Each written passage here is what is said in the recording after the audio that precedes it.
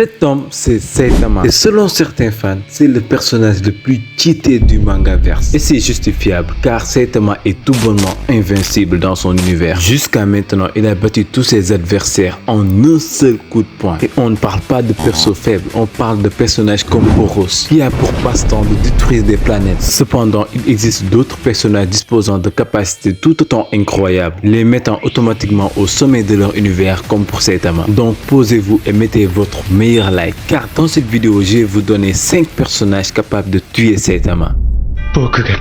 Évidemment, le premier personnage que je vais mettre dans ce top, c'est Light Yagami et son Death Note. Light Yagami en soi, il n'est pas puissant puisque c'est un être humain lambda. Cependant, il a quelque chose de plus que les autres. Il est intelligent et en plus, il a le Death Note. Et croyez-moi, Light Yagami et son Death Note peuvent faire des ravages. Et il nous l'a montré à plusieurs reprises dans le manga. Et ici, le Death Note va être particulièrement utile car Saitama est quand même un être humain. Même si il est puissant, invincible, capable de détruire des planètes ou des univers, Saitama, il peut mourir par le Death Note. Cependant, on a un très gros problème. On ne connaît pas le nom complet de Saitama. En effet, dans le manga, on nous a seulement précisé qu'il s'appelait Saitama, mais on n'a jamais entendu ou lu son nom complet quelque part, que ça soit de la part de l'auteur lui-même ou de la part d'un personnage. Ainsi, il nous faut un stratagème pour obtenir son nom. Par exemple, Light Yagami peut infiltrer l'association des héros. Mais oui, puisque Saitama est inscrit dans l'association des héros, on lui a forcément créé un dossier dans cette association. Et c'est dans ce dossier que doit se trouver son nom complet. Et si Light Yagami arrive à trouver ce dossier, il pourra tuer facilement Saitama d'un bon crise cardiaque. Mais aussi, il peut simplement aller approcher Saitama lui-même et de lui demander gentiment son nom. Et comme ça, Saitama lui donnera sans problème. Et voilà, comme ça, Light Yagami n'aura qu'à finir son travail.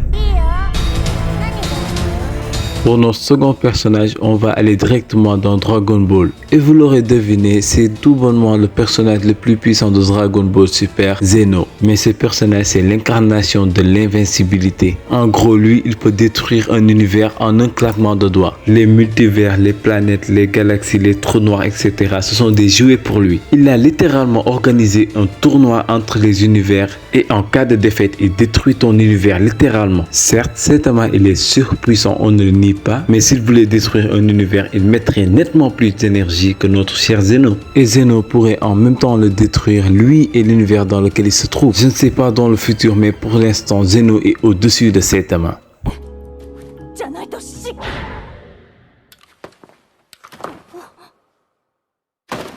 Bon, là, on passe à un cran au-dessus, car le personnage qui va suivre a un pouvoir juste insane. J'ai l'impression que le mangaka derrière ce personnage a juste pris de la vue. Dans cette vidéo, j'ai parlé de Light qui peut tuer n'importe qui en connaissant juste son nom, ou encore de Saitama lui-même qui bat n'importe qui avec un seul coup de poing. Mais Yoguri Takato de Estandes a un pouvoir bien plus simple que ça. En fait, tu meurs quand il te dit meurs. Et ben voilà, j'ai pas besoin d'explication. Du moment que des persos comme ça existent, je ne comprends pas ces gens qui disent que Saitama est le personnage le plus puissant tout anime confondu. En vrai, les pros Saitama, j'attends vos commentaires. Je ne sais même pas encore quel genre d'excuses vous allez nous sortir. Bref, on passe au prochain perso. Voilà Mizogi Kumagawa de Medaka Box. Avec sa dégaine, on se dirait à tort qu'il n'est pas trop puissant. Mais en réalité, il a un pouvoir juste insane. C'est presque du même niveau que le précédent. En fait, il a une capacité spéciale All Fiction qui lui permet tout simplement d'effacer la réalité. Vraiment, ce que j'aime avec ces personnages, c'est que leurs pouvoirs sont très simples. Le mangaka ne s'est pas du tout cassé la tête quoi. Comme par exemple Togashi de Hunter x Hunter avec ses systèmes de nen où il faut un bac plus 8 pour comprendre. Et donc, il peut tout simplement effacer l'existence de Saitama. Et si par le plus grand des miracles Saitama réussissait à le tuer, il pourrait juste effacer sa mort, ce qui pourrait le ressusciter, chose qu'il a déjà fait dans l'anime. Sérieux, là j'ai vraiment hâte de voir les commentaires des pros Saitama.